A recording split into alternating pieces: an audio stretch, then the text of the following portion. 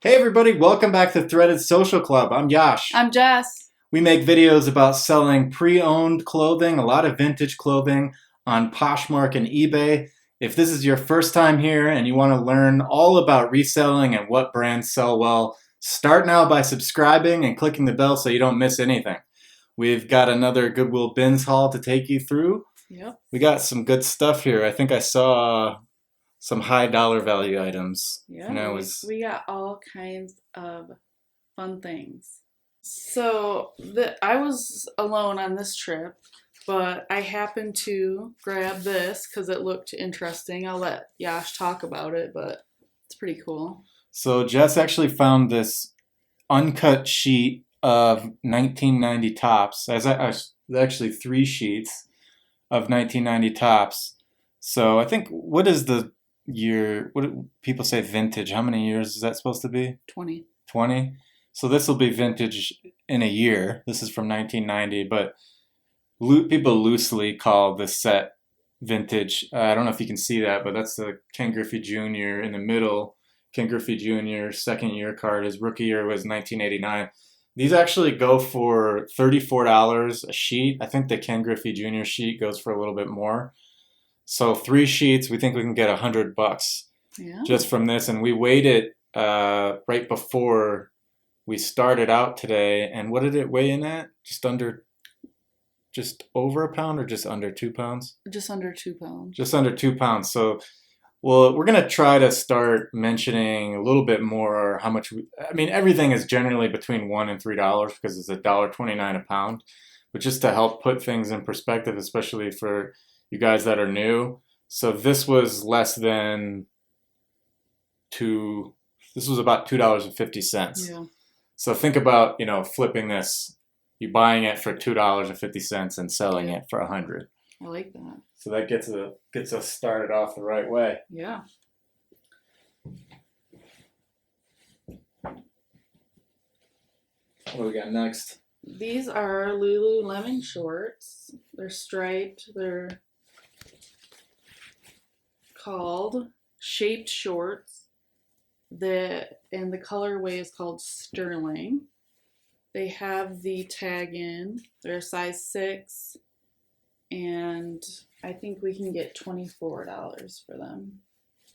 That's pretty good. Yeah, there's not a huge logo though. It's just this little teeny tiny one right here. So I think that's why everyone passed them up. They didn't really know, but I could kind of feel they were heavy and nice. So what is this style called again? Shaped short. Shaped short. Yep.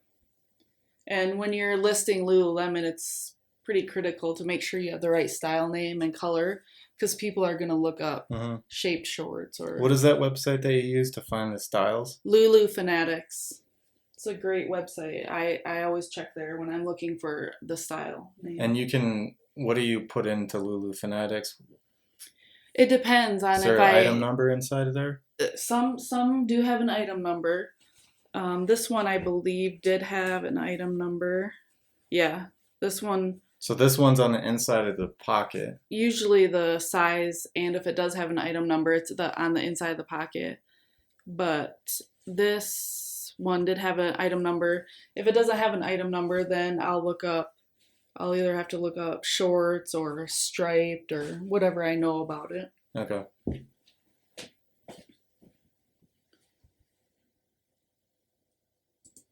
This is a striped polo. We usually do pretty well with stripes or like red, white, and blue, or like vibrant colors like orange and yellow. Yeah. So this was a good find.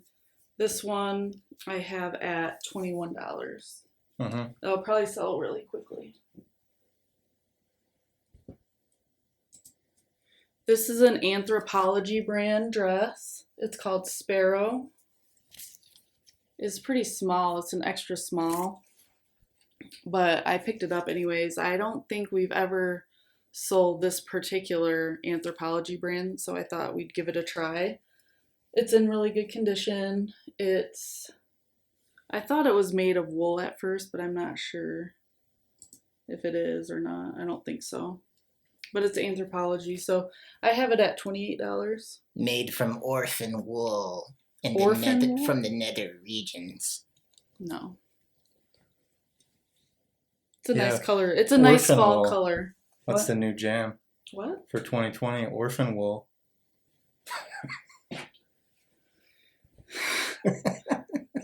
This is another polo. This is linen though, and it's a button up. Linen seems to sell pretty well, no matter the brand or anything. So Sells better in the summer, I think. yeah, we sell it all year round. Linen blazers sell well in the summer. Yeah. This I have at $21 as well. Personally, I just never really liked linen. It just looks sloppy to wear. I mean, to wear personally, it just looks sloppy. Mm, Unless you really iron it every single time. yeah, I don't know. I think it's supposed to look wrinkly though. Well, And there's I'm supposed to fighting be against the grain. yeah, there's supposed to be some element of casualness to it. Oh, and it's got roll tab sleeves too. I forgot to mention that. So you can roll the sleeves up and then you know what that means. And then you Roll tab? yeah, and then it has this tab here. Oh yeah. Don't most shirts have that? No, No. not all of them do.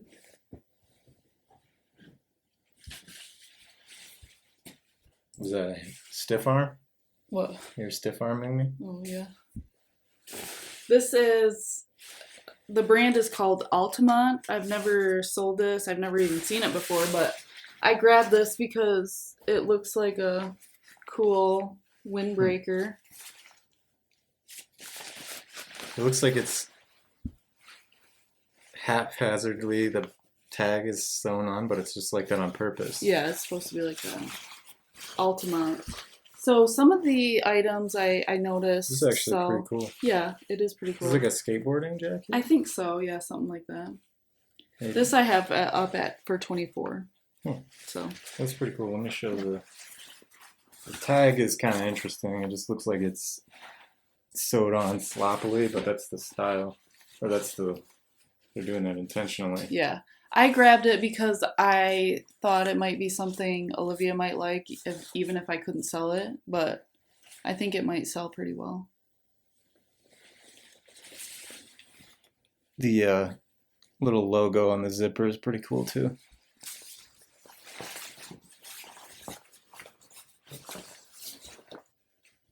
I'm gonna have to keep that myself.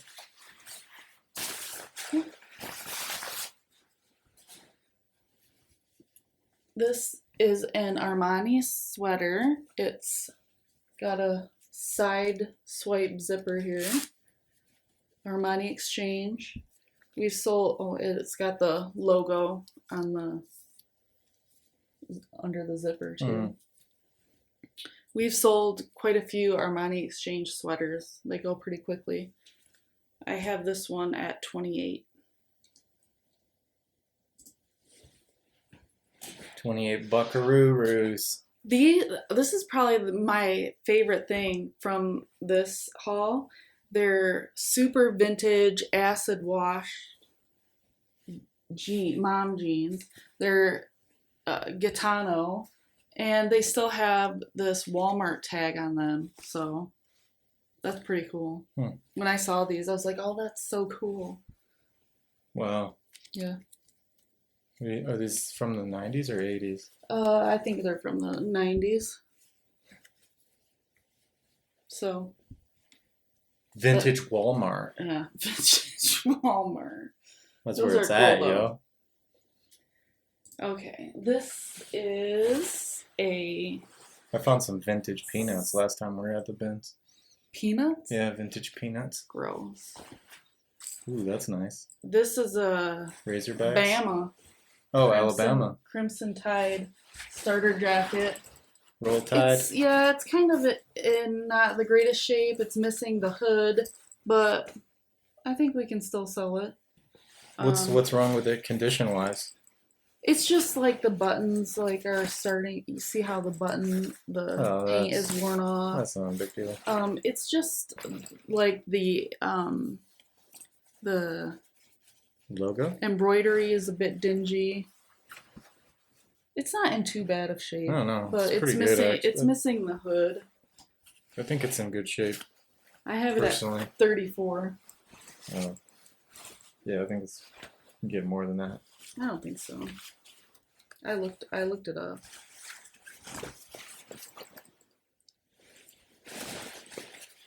Oh, the pockets are coming apart on the inside too. Yeah. That's why I think I docked I guess it it's more. not the first edition starter jackets, so Yeah. those I go think- go for a lot. Yeah, I think 34 is fair. But it's extra large, so it's I think better. selling it for 34 is fair, but Yeah. for Poshmark, I feel like you want to list it a little bit higher. Maybe. Yeah. Oh, this is a good find too. So normally I wouldn't pick up an LL Bean, like a modern LL Bean. I'll pick up vintage LL Bean. But this I picked up because it's heavy, it's in super great condition. It's got a different style. It's got like a streetwear skateboarder style to it. yeah, it's super modern. Not the typical LL It's Bean not like style. yeah, it's not preppy. Yeah. I think is what you're trying to say. Like somebody's going camping in a Subaru. Right. It's also double layers, so you can use just this jacket or just this one or use them together. And I looked it up, and they are pretty expensive. I have this one starting at $78. Yeah, It's in super great condition. I don't think anybody's ever even worn it. yeah, that's really nice. Yeah, so I can't believe no one grabbed it, actually. It's very nice. This is one of my favorite finds, too. It's a good one. Yeah. This is a Vans hat. It's just got a little pom-pom at the top. I have it at $18.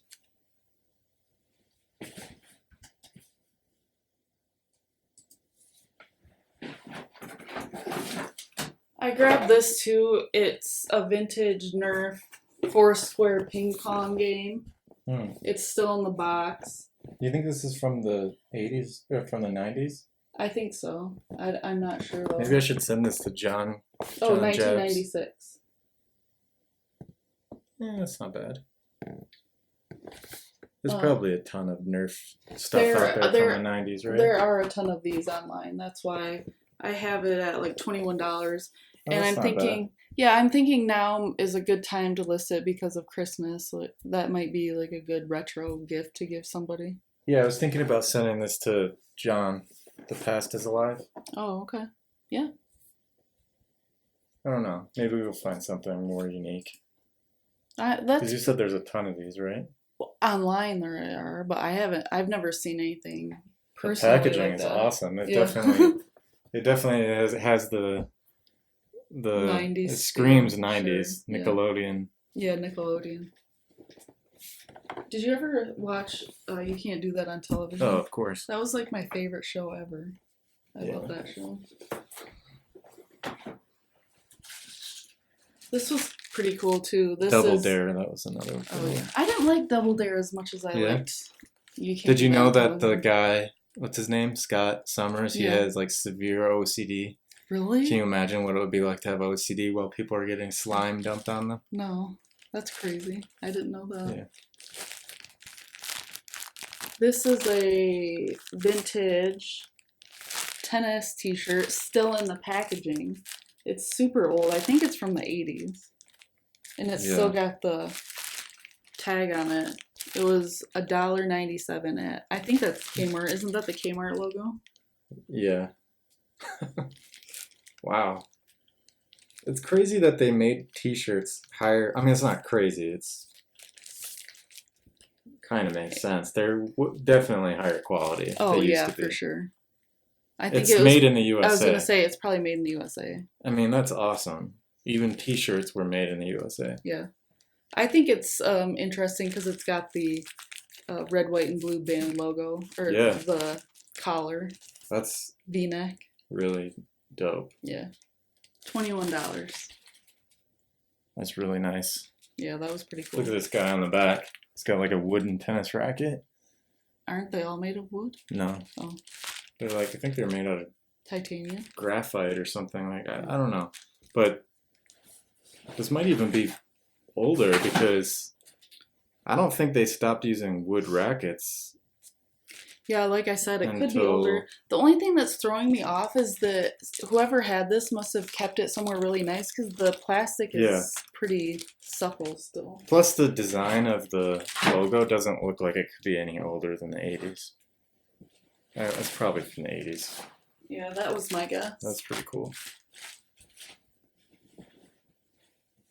This I grabbed. So when I went over, I saw this dust bag, and I grabbed that, and I was like, oh, maybe the purse is here somewhere. And then I was like, oh, somebody for sure grabbed it, but nobody did. So I grabbed the dust bag, and then I saw the purse. So this is a Lamb purse, and if you don't know, Lamb is the Gwen Stefani brand. Lamb? Like the Lamb. animal? Yeah, Lamb. Hmm. See? I didn't know that. You didn't? Does that stand for something? Is it an acronym? Because it's got dots in between. Yeah, I don't know if it is or not. It might. I'm not exactly sure. So this purse it's pretty cool. It's kind of in not the greatest condition, but it's, as far as I can tell from my research, it's kind of rare. So I have $48 on it. I don't know where this goes. I guess it just hangs down. That's Anyways, pretty cool. Yeah, it's pretty cool. It's So got like a reggae thing yeah, going on. that's what people have put on the listing, like Rasta colors, ombre Rasta colors. Yeah. Yeah, because she's if you very- show the bottom, it's actually green Yeah, on the bottom. she's pretty outgoing like that too. So, all right, that was the last item. This was super short. So if you guys haven't already checked out the trivia contest video, check that out. I think there's still 2 unanswered questions. And if you answer the question correctly, we'll write back and confirm that you got it right. And you get to pick any one available item from that video. Also, the 100 subscribers detail giveaway video, everything in that haul we actually are holding on to. Yep. And when we break 100 subscribers, we're going to randomly select 3 winners by picking a random comment from a video of our choice. Yep. And so 3 people get to pick 2 items of their choice from that haul. And that's actually one of our best hauls so far. There's a lot of really good stuff in there. I'm kind of shocked that only one person's answered the trivia contest game so far. I mean, it's out there, so check it out. And as far as this haul, I think we did really well. This was a very low quantity, but also very high quality haul, as you could see. I mean, just that one item right off the bat. How much did we spend? We actually spent $46 at the Jess spent $46 at the bins, and then we got that first item we showed you, the Tops Uncut sheet. 3 sheets. 3 sheets of Tops Uncut 1990. Expect to get $100 just from that alone. So we're already doubling our money just from the first item. Yeah. And there's actually some other cards that were in this haul as well that we didn't show. If you want to go check those out, go check out Frill Pack Cards channel. There is a video there called Goodwill Bins Vintage Sports Card Recovery Episode 1. And you can see some of if you're interested in cards, you can see some of the other things that we got there. So we think we got close to breaking a record here on profitability wise. So expected sales for this one is $498. Selling fees is going to come in at around $65. So we'll have an estimated payoff of about $433. All costs excluding our time. So that's $46 at the Goodwill bins, about $1.50 at the laundromat, and $35 to pay our lister to list these items. That's $82. Leaves us with a net profit of $351. So we like to look at all of the costs. A lot of times I see people, I think they mean well, but they just don't realize that they're not counting everything. They say, oh, I got this shirt. It's going to sell for $50. I bought it for $5. That's my, $45 minus, $10 for selling fees. I made $35, but they forgot about the fact that they had to list it, they had to prep it, they had to pick it, pack it, ship it, do all that stuff. So we're counting all the costs here, excluding our time, which means the time that we put in sourcing it, pick, packing, and shipping it. So net profit of 351. We put 4.1 hours into it, or either have already, or when you include the time that we still expect to put into it, you get about 4.1.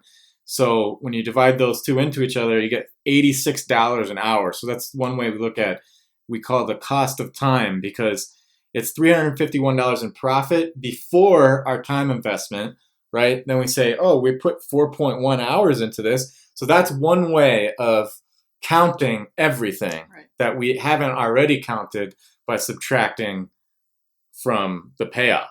Right? So we subtracted the item cost, we subtracted the laundry cost, we subtracted the listing cost, because that is actual real cash money that we paid out of our pocket.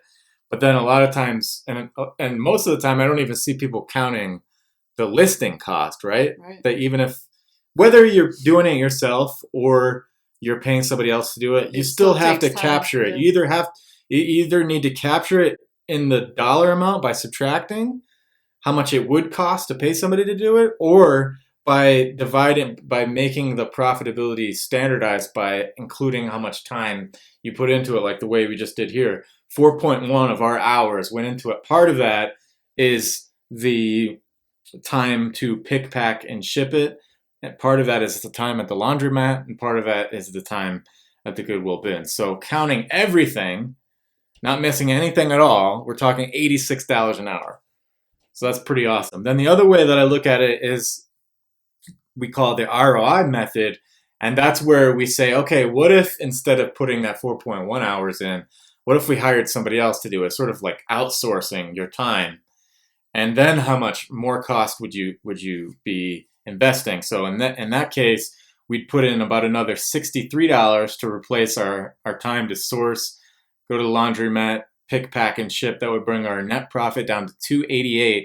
So by looking at it this way, it's more technically, they're both kind of correct. They both have their advantages and disadvantages, but this way, it's more of a scalable or sustainable way to look at a business in general. Because if you want to double, triple, quadruple your sales or your scale, you can't double, quadruple, or triple, quadruple our time. I mean, we don't have, our time is finite, but you can pay somebody else to do that. And assuming that there's no constraints in the labor market, then you should be able to theoretically do that as much as you want. So that brings our net profit down to $288. Our total investment would go up to $145, and that gives us 199% ROI. So if you think about, what does that mean? 199% just sounds like a big number. Think about it like this. The average return on the stock market, the S&P 500, annual average return, since the S&P 500 has been around, is somewhere between, I want to say between 5 and 8% for a whole year. Okay? 5 to 8% for a whole year. If you make that in the financial markets, you're like, oh, I'm doing good. I'm meeting the market. Like if you invest in a mutual fund that's fully diversified, or a target retirement fund that's fully diversified, and you make, even if you make 10% a year, that's pretty good, right? And then also you're taking a risk too. It's debatable whether or not you're taking more risk with this than you are with the stock market. I think I could probably argue both sides of that. But I don't think it's going to take us a year to sell all this stuff. And we're going to make a 200% return. So if you think about, if you were to assume that the risks are relatively the same, we're beating that by a multiple of 20. We're 20 times better off investing our money in this business that we're sharing with you guys than we are to go invest in the stock market. So I think that's fun too. It's a lot more fun. It's I always say, if you can find a way to make a living off of your passion, it's a good formula for happiness, and Yeah. that's kind of what we're doing here. So I didn't go on this haul, but I loved every time Jess comes home. Olivia and I are like little puppies at the door waiting for her to show us the haul. So I always like, even if I don't go to the haul, I love seeing it. So it was a lot of fun for me. Hopefully it was fun for you guys. If you enjoyed this video, please give it a huge thumbs up down below. Keep watching the channel so you can follow along with their adventures. Got one video for you right here, another video for you right here. Help us get to 100 subscribers. Smash the subscribe button right here. Click the bell so you don't miss anything. We'll see you every Wednesday and Sunday to check out our future hauls. Love y'all. Love y'all.